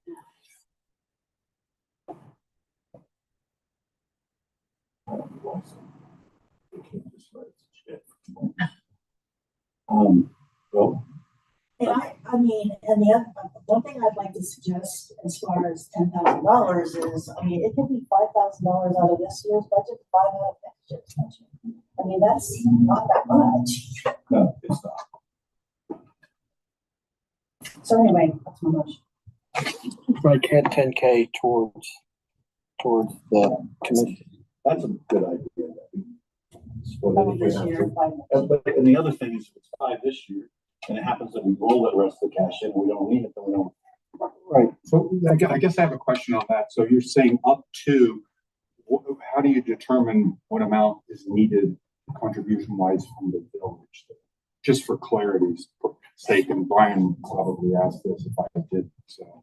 We have a variety of things that we're trying to do. And some of the money that has been pledged is pledged for specific items such as benches, picnic tables, whatever. So I believe it was around $30,000 that we needed for everything. So I take out what we need for everything else, and it left us with around $15,000 that we needed from Sands to complete. The problem is we have all this in kind stuff. So the concrete, we asked for benches and picnic tables for them too. Right, the paper mill's going to provide the concrete work and the concrete and some of that I stuff. think Rife might actually even put some money into some of our printing expenses. Yeah. So there's but that doesn't pay for the gazebo. And so that is what is left over. The gazebo is the biggest ticket item. And so we want to make sure that we can do everything else we want to do. If there was something that we could not do, it would have to be the gazebo for a later time. But if we can do it, then it ends up being the Do you have a 50 plus a 50. mock, do you have a plan that just the design of the gazebo for us to see too? The gazebo itself. Just out of curiosity. And where it's going to be placed. Yes. I'm not reminded though. So I'll work on that while you guys proceed. All right, well, we can go, I guess we can go to, resolution. No. Do you want We have a to? motion on the We have a motion on the Say floor. motion? We haven't had a second. Oh, that's true. I'll second the motion. So are we saying 5,000 in 2024 with 5,000 possible in 2025? Yes, if needed. If needed. Yeah. I'll second that. So I guess next we need a vote on that, correct? Yeah, or discussion. So you had discussion. Yeah, we've had discussion. Thank you, sir. So we're gonna roll call. Roll call. Okay. Schaffner, Yes. McCreary, Yes. Cosgray, Yes. Reedy, Yes. and Phillips. Yes. There you go. Thank you. And I'm telling you, Debbie, I truly believe that we are gonna, I didn't do due diligence in the beginning, but I've been pounding on the door. I feel like the rest of the money's gonna come to us and we won't have to use the rest of it. So that is my hope. Because we've got some contributions from some people I was surprised that we got. And there's the last two that I'm not gonna jinx by saying who it is, because I just want them to see the checks. I personally feel that being that it's the village bicentennial, I don't Yes. feel badly about us putting money No. towards this. Not 40,000 No, or 30,000, but absolutely It's supporting it. something. Yeah, it needs to, our name should be stamped on there somewhere. Yes, Yes. I agree. Okay, so now we're going to motion. Well, ordinances. Well, that was motion. Are there any other motions? I apologize. So I've only done 20 meetings so far, so. Sorry. At the time mark. Okay, yeah, okay, then you can write me up. All right, so listen, I'm gonna go right to the ordinance and get started. Okay, first reading, ordinance 24-31, ordinance to amend chapter 123607, planning and zoning code, non-conforming uses, drainage and destruction of the Baltimore codified ordinances, and a declaration of an emergency. And who's the sponsor? We don't have a sponsor. I'll sponsor it. Okay. I wasn't on that meeting. Yes, ma'am, that'd be great. It's first reading only.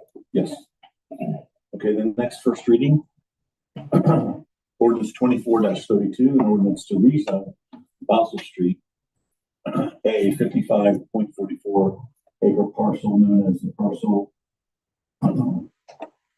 0240251 120 North Mill Street, and a 13.23 acres parcels known as parcel number 024124420 and 8740 Tahoe Road Northwest, a 1 acre parcel lot known as parcel number 02402071109 from Village Single Family Residence District R3 to a planned unit development PUD and the declaration of emergency.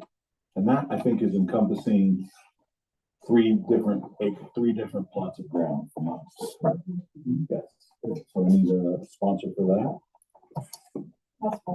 Thank you, Ms. Reed.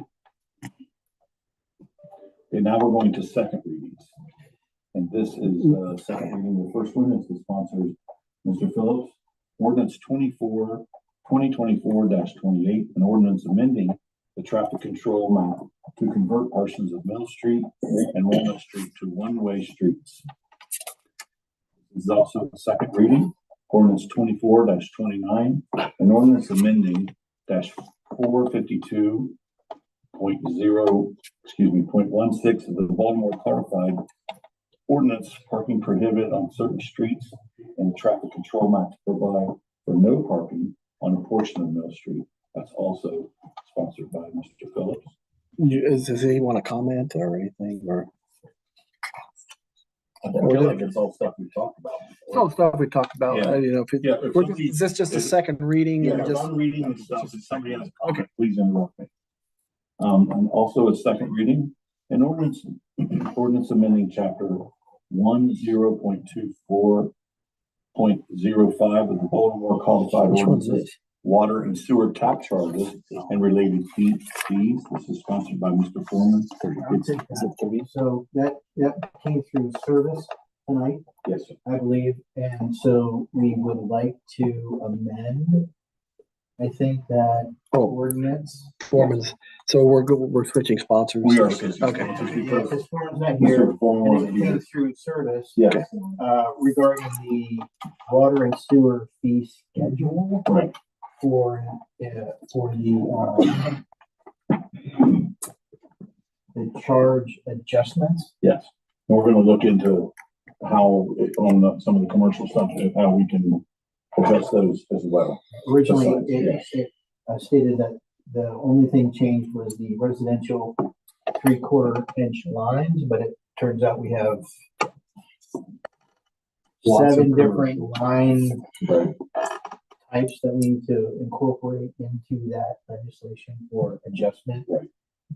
The 20% increase is the guideline, and we'll get comps on that to get this. Between now and then, yeah. So you're not amending it tonight, you're just making a comment that We, the village is gonna give more information and we will. and then amend it. That will be it. Yeah. Okay. So now we're going to third readings. The third reading is ordinance 24-25, an ordinance to amend chapter 1024.07, debt service charge of the amount of the Baltimore Codified Ordinance to provide for an adjustment to debt service charges. That was to lower the debt service charge.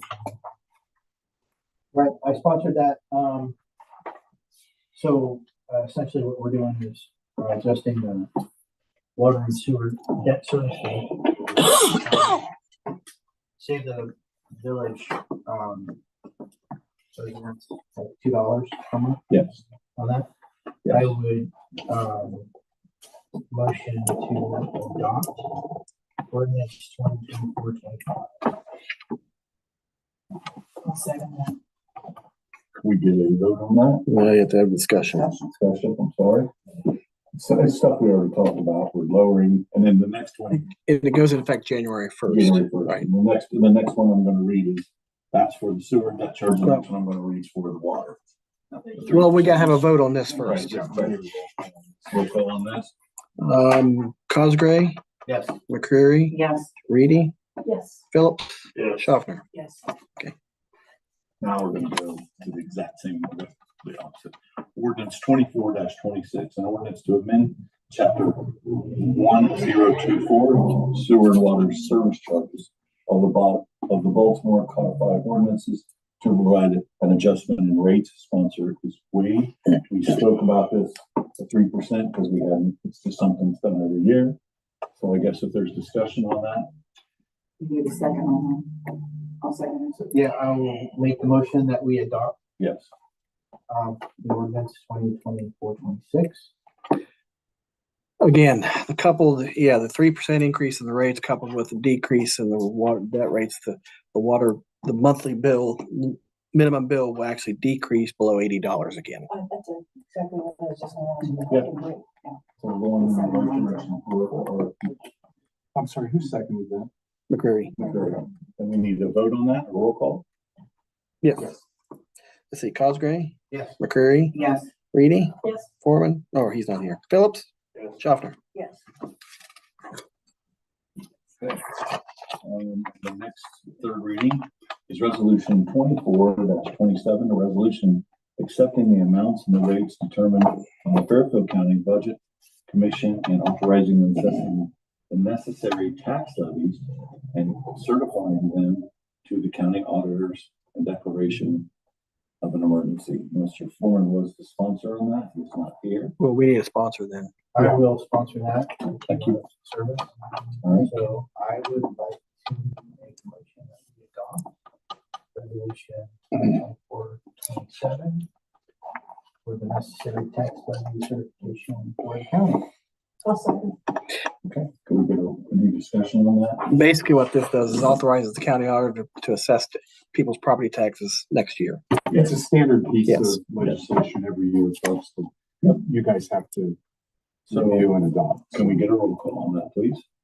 Cosgray, Yes. Reedy, Yes. McCreary, Yes. Phillips, Yes. Schaffner. Yes. Okay, now we have a table ordinance here.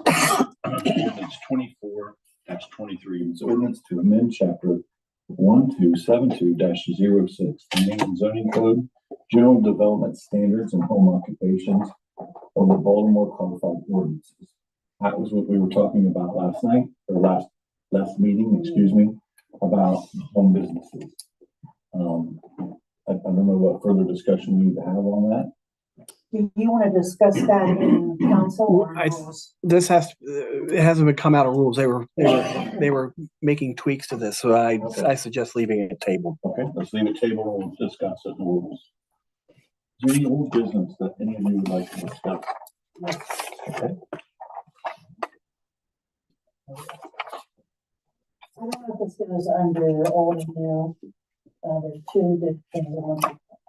One is, at the last meeting, it was mentioned very briefly and in passing that Robert Landis had asked about having a dispensary here in town. And that was immediately said no to.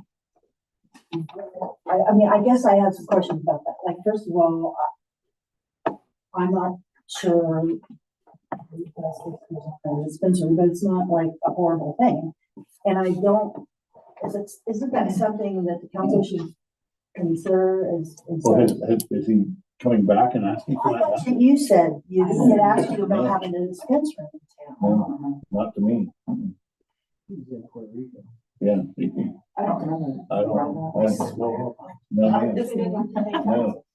I don't, he's never discussed it with me. Okay, never mind, well, never mind. Okay. And your next item of Other business? things, and so, and the other thing is, Matt, I had contacted Matt about what our policy is here in town about solicitors. There's like. That's a good question, First because of I've all, seen there's people too much question. dread in this town over people ringing people's doorbells, but besides that, there are solicitors that have been hitting a lot of different areas recently.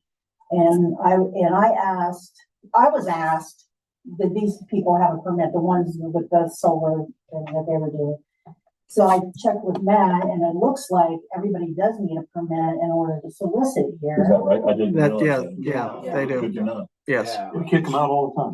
So, I didn't realize that was that. my question. So how is that remedied? So you just call the police? And Yes. then there's a solicitor? Yes. Yeah, because all those permits go through us for background check. And there's an application. Oh, they do? Yeah. So this is good on the hoverboard. So we.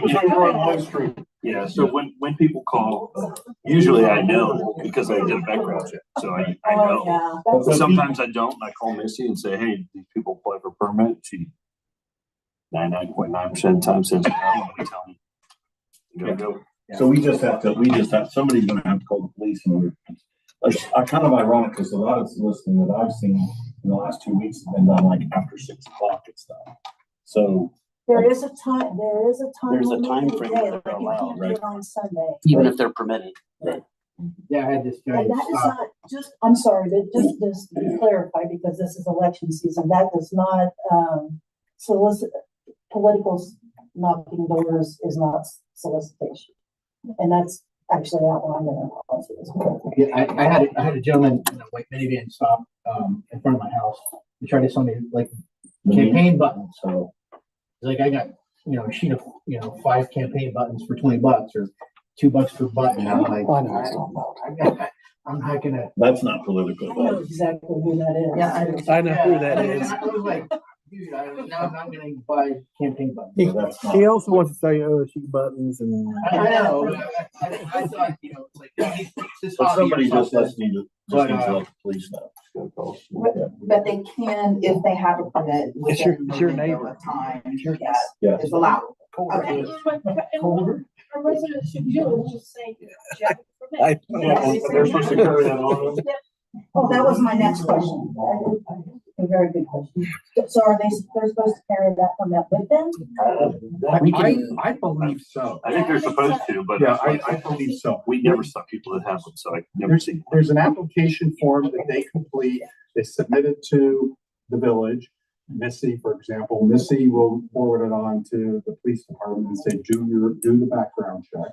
And then she'll forward it to me for additional review to make certain that there are no red flags in the Secretary of State's office or anything like that, so. And then they pay us a there's nice- vetting process for that.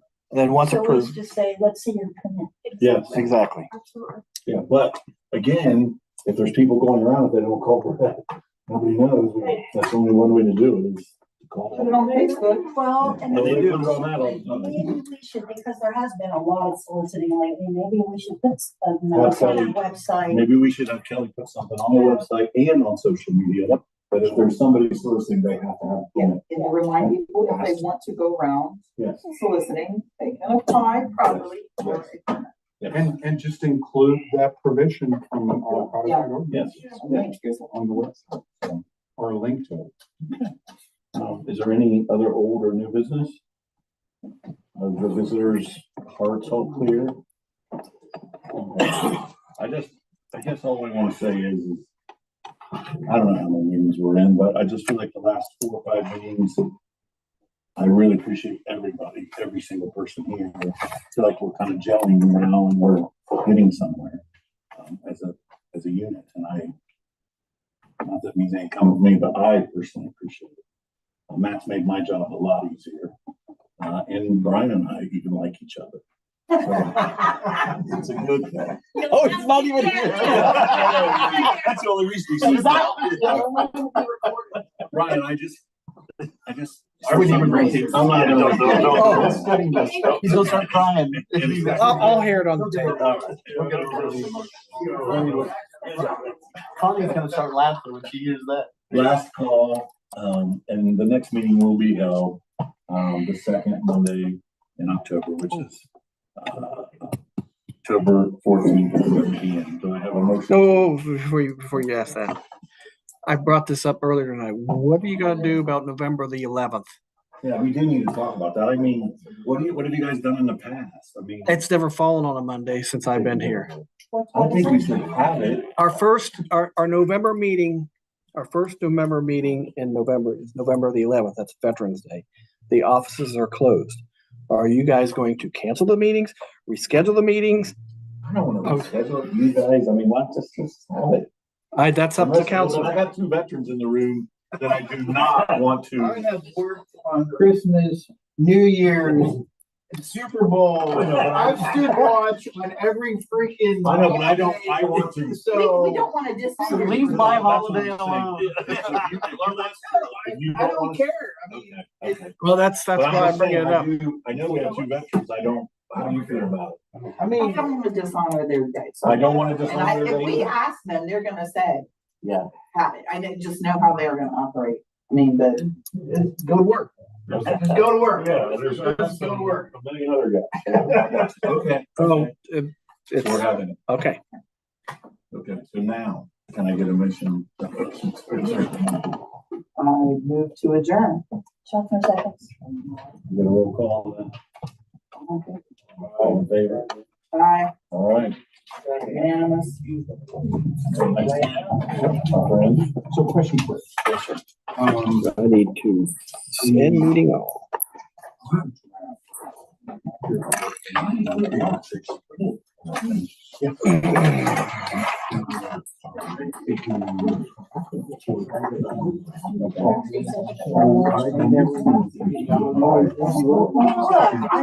I got an order already. Kelly.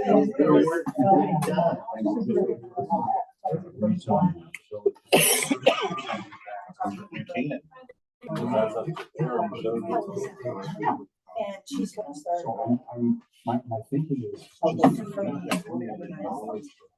She's the very first one. I already got her. Another runner wants to. Because what I heard from the developer, that might be the developer. Better than what the developer wants is better, I think, than that. Oh, yeah, well, Yeah, what we're gonna do is send out. Hey, Gar. Just to hold them. And that's all,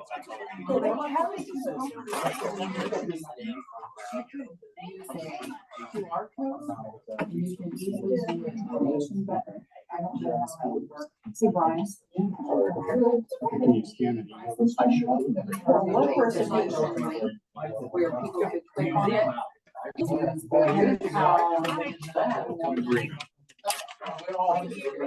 will. So I thought about it briefly. at least you thought about it. That's any consolation. It didn't think, I'm gonna tell you it is.